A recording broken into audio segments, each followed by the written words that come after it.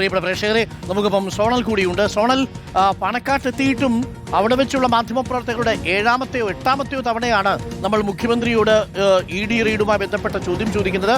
അപ്പോഴും ആ ചോദ്യത്തെ അവഗണിച്ചു പോവുകയാണോ മുഖ്യമന്ത്രി?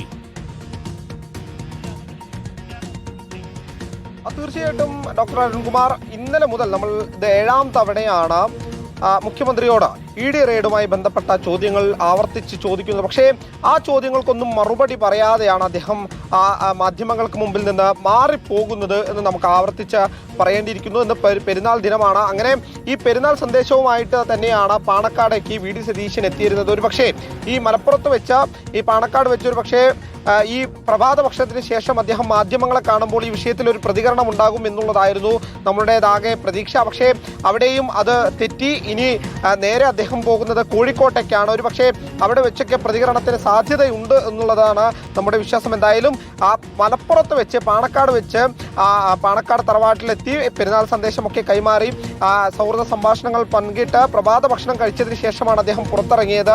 എന്നിട്ട് മാധ്യമങ്ങളെ കണ്ട സമയത്ത് പെരുന്നാളുമായി ബന്ധപ്പെട്ട കാര്യങ്ങളൊക്കെ സംസാരിച്ചു. ഇത് ത്യാഗത്തിൻ്റെയും സഹനത്തിൻ്റെയും ദിവസം കൂടി ഓർക്കുന്ന പെരുന്നാളാണെന്നൊക്കെ അദ്ദേഹം ആവർത്തിച്ച് പറയുന്ന സാഹചര്യമുണ്ട്.